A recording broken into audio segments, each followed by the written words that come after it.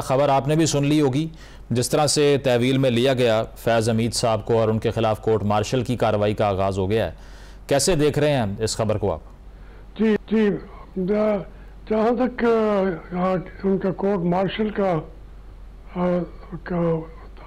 शुरू किया इन्होंने, ये तो होना चाहिए, लेकिन जहाँ जितने लोगों ने इस पूरे सिस्टम को डीरेल किया है, वो बाजवा साहब भी मौजूद हैं, जनरल ज़हीरुद्दीन साहब भी हैं, कुछ हद तक जनरल रहीम साहब भी थे। तो इस सबको सबने पूरा हिस्सा डाला है। और आज हमारा मुल्क जो है, हम कहीं के नहीं रहे। अब इलेक्शन कराते हैं, नए लोग यकीन नहीं करेंगे। इसी असम्बली को चलाते हैं तो वो ये कहते हैं ये तो असम्बली बनाई हुई मौजूदा पार्टी के खिलाफ। तो इसलिए हर एक जस्टिस का हिस्सा है। उन्होंने जमहूरी निज़ाम का की तबाही का बायस बने हैं। तो इससे जो उनका अपना रोल था, वो आइन से अभाव हो के तो थे ही थे, लेकिन उनको जब तक कोर्ट मार्शल ना होता तो कभी भी ये सिलसिला रुकेगा नहीं। उसको सिलसिले को रोकना है। जो भी मुलविस हो इसके अंदर उनको सजा भी मिलनी चाहिए, बल्कि कोर्ट मार्शल का की जो प्रोसीडिंग्स हैं वो भी पब्लिक होनी चाहिए। पूरा मीडिया को बिठा के करें, एक एक बात सामने आए, तो मैं तो उसको बहुत अप्रिशिएट कर रहा हूँ। हाशमी साहब, इसके अलावा ये इसके प्रेस रिलीज में ये भी बात सामने आई है कि रिटायरमेंट के बाद भी जो उनकी तरफ से आर्मी एक्ट की खिलाफ वर्जियाँ की जा रही थी, ये भी चार्जेस में शामिल है। तो आप समझते हैं कि जो सियासी या पॉलिटिकल नेचर की एक्टिविटीज़ थी, दरअसल उस वजह से भी ये कार्रवाई रिजल्ट की है उनके अगेंस्ट? देखिए, ये फिर उनका सेलेक्टिव हो जाए, वो फिर इनकी मर्जी है। जो हमारी मौजूदा इस वक्त कंट्रोल करने वाली, जिसको मुक्तदरा कहते हैं, ये उनका वैसे आपस का ये आर्मी के जो भी असूल हैं, लेकिन इसकी खिलाफ वर्जी तो दूसरे दिन शुरू कर दी जनरल पाशाह ने भी। जनरल ज़हीरुद्दीन ने रिटायर होने के बाद भी वो तो क्या भी बाद में शायद तहरीक इस्तिक़लाल में गया था। कहाँ कोई जहाँ भी है, उसने अगर पॉलिटिक्स में हिस्सा लिया है 2 साल पहले, वो जरूर उसमें सजा दे। लेकिन जो कुछ उसने ड्यूटी जो कुछ तबाही लाए हैं और उसके अंदर आइन के परखचे उड़ा दिए हैं, तो उसका भी तो वो ज़्यादा इम्पोर्टेंट था।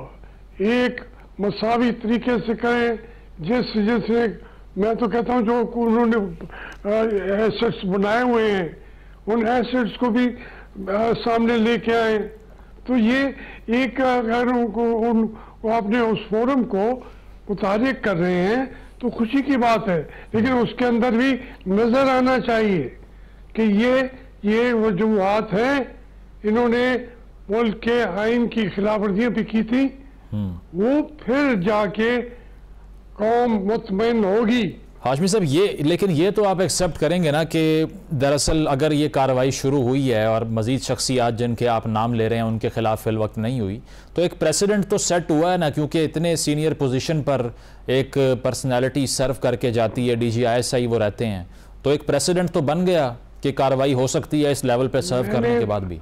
देखिए, मैंने तो शुरू में कह दिया है कि मैं इसको अप्रिशिएट कर रहा हूँ, लेकिन जब दूसरी प्रेस रिलीज के मामला पढ़ते हैं तो फिर ये हो जाता है कि ये कोई पर्सनल लॉयल्टीज और डिसलॉयल्टीज का इशू ना बन जाए।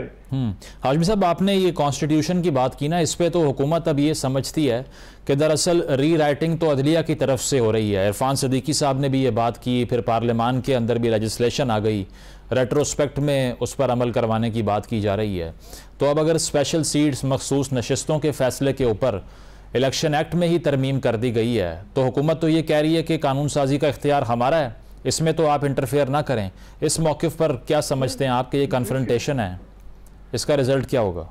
देखिए, जो आइन का ABC भी जानता है वो ये बात नहीं कहेगा रीराइटिंग ऑफ द कॉन्स्टिट्यूशन किया उन्होंने। हमारी आला अदलिया को एक, जैसे कहते हैं, इनहेरेंट एक उनका पैदाइशी हक होता है और उसके जरिए बल्कि वो आइन बनाने वाला अदारा भी बन जाता है। मैं उस हद तक अभी नहीं जा रहा, लेकिन एक स्टेज आती है कि वो जहाँ खामियां हैं इंसाफ फराहम करने के लिए उनको वो रीराइट भी कर सकता है। ये एक अजीब सी जाहिलाना आर्गुमेंट्स हैं। हमारी सुप्रीम कोर्ट ने जो फैसला किया वो आइन के मुताबिक है, आइन में ही उनको इसकी इजाजत दी गई है और उसके लिए वो बातें कर रहे हैं जिसको सुन के आदमी हंसे ना तो क्या करे। लेकिन हुकूमत कहती है कि वो इख्तलाफी नोट भी तो सामने आया ना। अगर एक ऐसी पार्टी जो कि पेटिशनर बन के गई नहीं अदालत में और सीटें उसको मिल गई तो फिर तो केओस आ जाएगा। 9 जजेस ने तो कर दिया ना जी, 9 जजेस है जी, बाकी 2 रह गए। अब इसमें मुझे आज बताएं, सुप्रीम कोर्ट का जो वहाँ पे मेजॉरिटी होगी उसका जो है प्रिवेल करेगी, उसका जजमेंट को जो है वो ला बनेगा। अब आज ही देख लें कि 3 MNAs का केस था, उसका 3 जज थे, उसमें एक जज ने इख्तलाफी नोट लिखा है, तो आप उसको पढ़ेंगे खुश हो जाएंगे, लेकिन फैसला वही है, सुप्रीम कोर्ट का फैसला वही होगा जो उन 2 ने लिखा है और अमल भी उसी पे होगा। इसलिए उन 2 जजेस ने वो उनकी तकरीर होगी जो उन्होंने अपने भड़ास निकाल ली है, अच्छी अंग्रेजी भी उसके अंदर पढ़ दी है, वो तो काबिल सताइश है। लेकिन उसका आया इस सूरत हालात में उसकी हैसियत है 2 जजेस की या इस 3 में से एक जज की वो हैसियत है जो चीफ जस्टिस और उनके साथी ने लिखा है। सही। इसलिए ये भाई बच्चों वाली बातें हम कौम का कब सीखेगी? यही हम तो रोना रोते आए हैं 50-60 साल से। बिलावल भुट्टो साहब ने अभी पार्लियामान में तकरीर की, उन्होंने कहा कि डेमोक्रेटाइजेशन जमहूरी अमल के राह में जो एंटिटी खड़ी हुई है वो जुडिशरी है, तो वो तो आइन की बात कर रहे हैं लेकिन वो पामाली। देखिए बात सुने, मैं आपको मोटी बात कहता हूँ, इन अदालतों ने जो आइन को तोड़ने वाले थे उनको आइन में अमेंडमेंट का अख्तियार दे दिया। एक आदमी, वो ज़ियाउल हक हो, वो परवेज मुशर्रफ हो, वो आइन रीराइट भी कर सकता है, लिख भी सकता है, नया बना भी सकता है। अब जो बिलावल है वो बच्चा है, जिस तरीके से उसकी ग्रूमिंग हो रही है करनी चाहिए, लेकिन हमारे पॉलिटिशियन भी ये सोचते हैं कि हमें सियासी फायदा किस में आता है। अब ये वो उनकी सोच की बात है। मैं वो तकरीर मैंने गौर से सुनी है, एक एक लफ्ज सुना है। मैं ये नहीं था कि एक बच्चा बोल रहा है, नहीं, वो लीडर है इस वक्त, बहुत बड़ी पार्टी का मैंने एक एक लफ्ज सुना है, लेकिन उसके अंदर जो बातें वो कर रहे हैं वो आइन के मुताबिक नहीं कर रहे, अपनी ख्वाहिशात के मुताबिक वो बातें कर रहे हैं। अब ये बात उनका वजीर वकील जो है वो जाके अदालत को कन्विंस कर लेगा। जब वहाँ पे दोबारा उसकी निगरानी हो चुकी है, वहाँ तो उसको वो लगाएंगे जब, तो वो हो सकता है फिर मेरी बात ऐसे बचवाना हो और बिलावल भुट्टो की मुजर करवाना हो अच्छा हाशमी साहब, ये खान साहब का जो तर्ज सियासत है कि वो अब एक तो सड़कों पे आने की बात कर रहे हैं कि अगर ये स्पेशल सीट्स का फैसला या कोई एक्सटेंशन जुडिशरी में होती है तो उसके खिलाफ हम आएंगे। और दूसरी चीज़ वो मशरूत माफ़ी की जो बात थी, आप क्या मशवरा देते उनको if you were asked about it, कि अगर 9 मई के हवाले से इल्ज़ामात हैं उनकी लीडरशिप पे, वीडियोज़ हैं, तो क्या माफ़ी मांग के अगर वो आगे बढ़ जाए, उन्हें रिलीफ मिल जाए, वो बेहतर है या ये बेहतर है? मैंने वो बयान भी सुना है, शायद आपने गौर से सुना नहीं है। जो मशरूत माफ़ी कही है, मैं कहता मैं होता मैं भी यही कहता। आप उसको माफ़ी कहने वाले दूसरे दिन तो सब कुछ भूल गए, क्योंकि वही शराइत उसने रखी जो उसके मुतालबात हैं। तो इसलिए भाई खान साहब और नो खान साहब, बात यह है कि जो इस वक्त उसका उनका स्टैंड है, स्टांस है, वो एक पार्टी का स्टांस नहीं बना हुआ।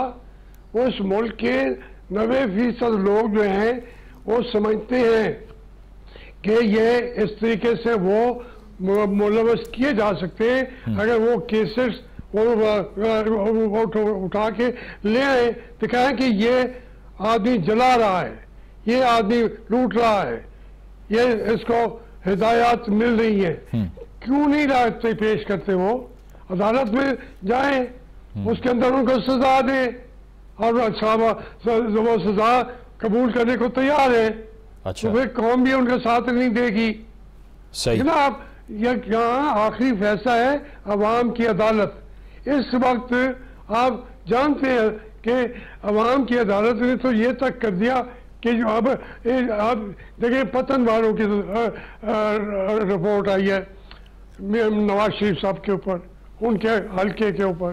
अब वो कहाँ ले जाएंगे कि 40,000 वोटों से वो हारे हुए हैं। इलेक्शन कमिश्नर के मुताबिक जो रिजल्ट इलेक्शन कमीशन ने वो उसके ऊपर लगाया दीवार पे, वो उसी का हवाला दे रहे हैं।